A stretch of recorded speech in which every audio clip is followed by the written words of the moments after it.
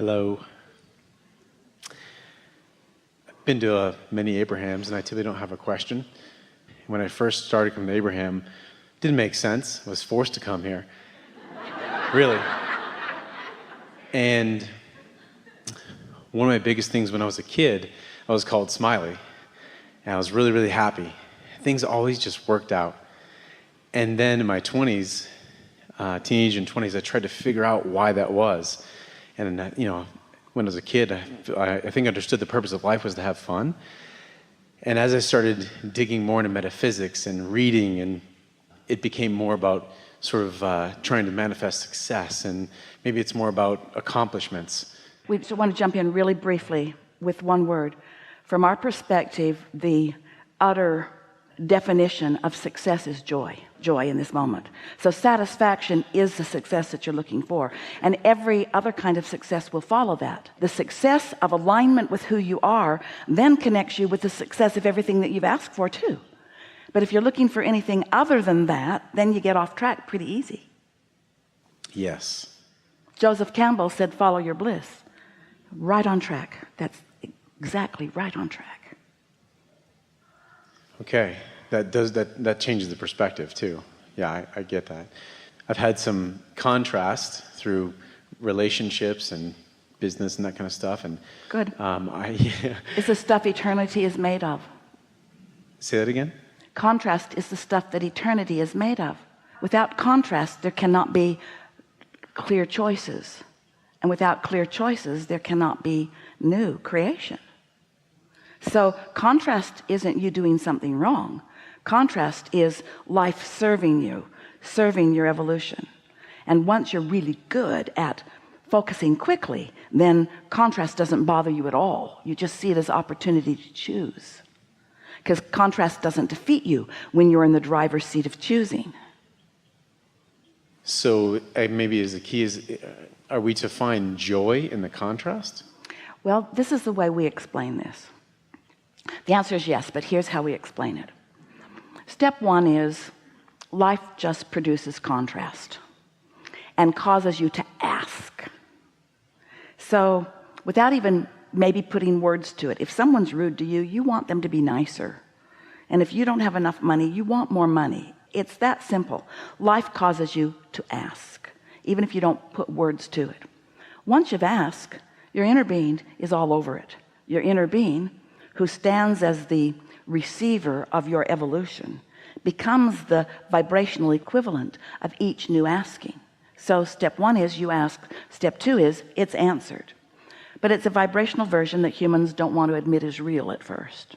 Step three is admitting it's real. Step three is accepting that it has been asked and answered, and that it does exist, and then finding a way to get into the receiving mode of what you're asking for, because it's constantly being revealed to you, but you've got to get in a receptive mode so that you can receive what's being revealed. It's like the radio station can transmit the message or the music, but if you don't have your tuner set, you're not going to hear it. So you've got to set your frequency to that frequency, which means you can't be in doubt or fear and hear it. So we teach meditation as the easiest way to get there. When you quiet your mind, you stop all thought. When you stop all thought, you stop resistant thought. When you stop resistant thought, your vibration rises, and when your vibration rises, you're in sync. And so now you're in the receptive mode. So step one is ask, step two is answered, step three is receive, and step four is getting real good at that. Being so good at receiving, mostly because you like to feel good, and because you've practiced quieting your mind so you can go there easily. So step four is just being real good at step three. That seems silly to have a whole step that's about the step before it. But the receiving mode, it's not like a college degree where once you accomplish it, it's yours forevermore. Hang the plaque on the wall, I have received. It's not like that, because it either is or it isn't in the moment, depending upon how satisfied you are, depending on what you're doing with your thoughts. So step four is maintaining some stability there. And then step five is what you were just talking about. Step five is being back in a contrasting moment, and hear this, often because your inner being inspired you there because you want more expansion. Because if you want expansion, that means you want answers. And if you want answers, you need questions. If you want expansion, you need solutions. And if you want solutions, you need problems. Would you agree? And so when you're tuned in, tapped in, turned on, then very often you are inspired right into the clarity of a problem, because it asks a question that the solution is so satisfying when it comes. It's not failure on your part. It's nothing for you or anyone to be disappointed about. It's the process, and understanding the process and being at one with the process. And then once Esther caught hold of that, when something wonderful would happen in her life, she'd say, I did that. And when something not wonderful would happen, she would say, I did that too. Because she understood that it's part of the clarifying process. But it's certainly not anything to lose your happiness over.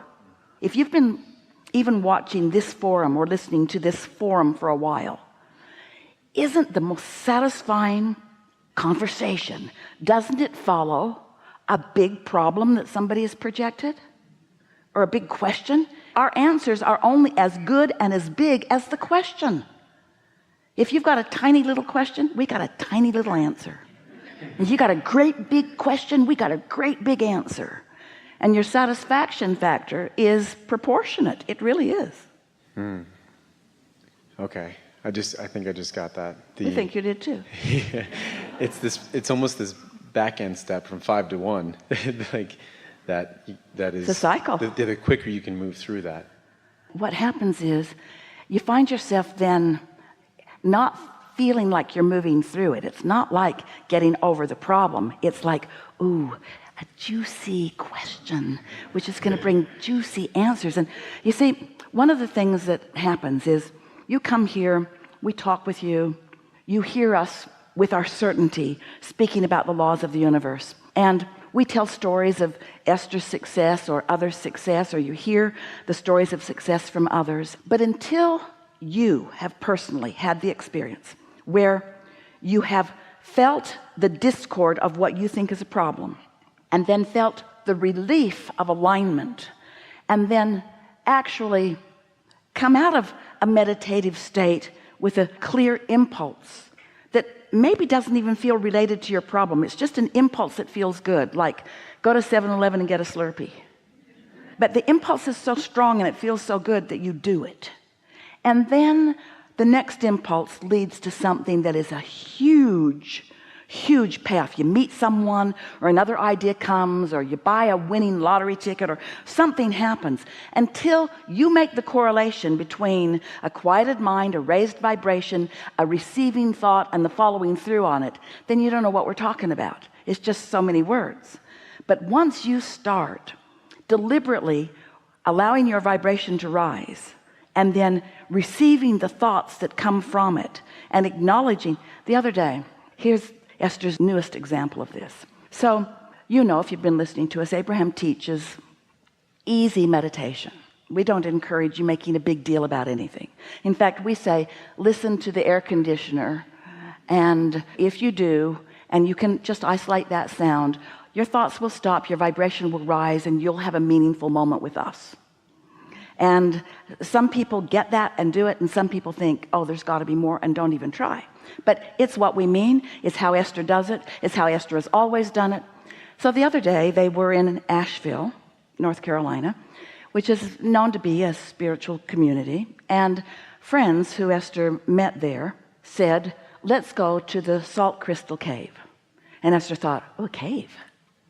So they went to a building and went to a room, and Esther thought, it's not really a cave, but okay. And then she realized it was a meditation thing, and she felt a little slight resistance to that, because she doesn't believe that she needs all kinds of stuff to help her meditate. She's tuned in, but she was with people she loves, and there were some strangers that she was meeting for the first time. And so 10 of them went into this room, and it was a room not very big, and the salt crystals had been imported from somewhere, Poland or somewhere, and they were all over the walls, so that all you could see around the walls were in some cases very thick and in some cases not so thick, but big salt crystals. And the ceiling had nets with smaller chunks of salt crystal that were hanging from the ceiling, and the floor was deep with what looked like a coarse sand, but it was sand of salt crystals. And then there were some lawn chairs seated around, and Esther sat herself in a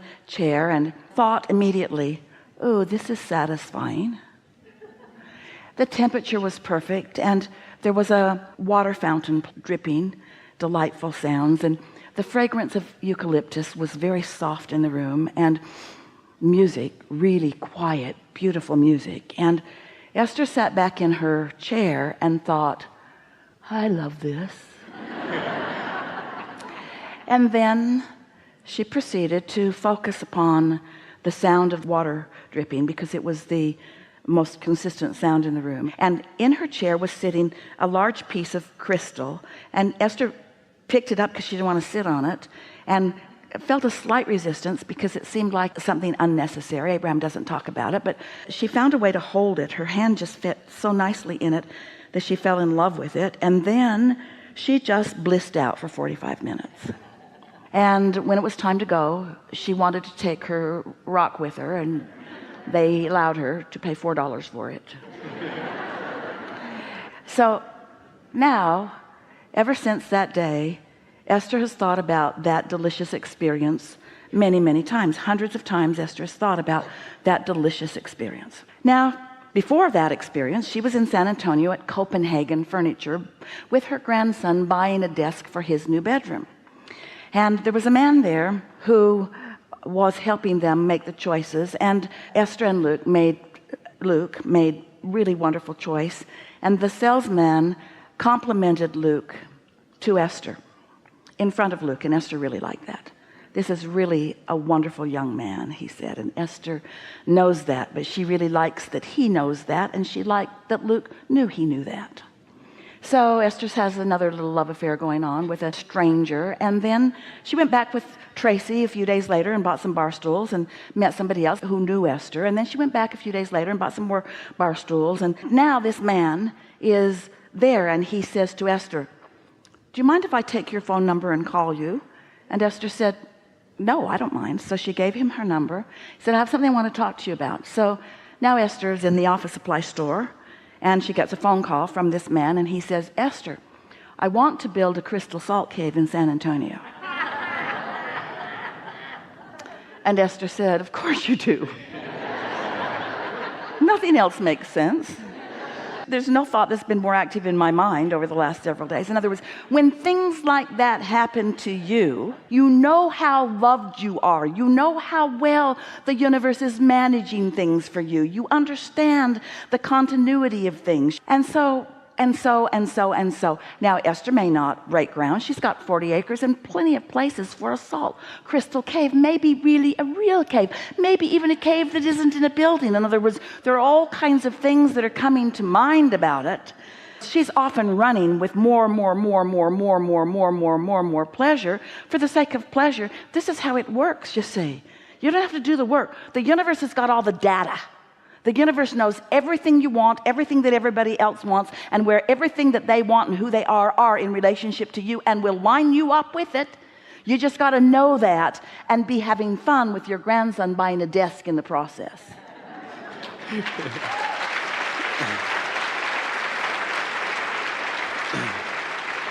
Esther doesn't even believe in the necessity of a salt crystal cave for meditation.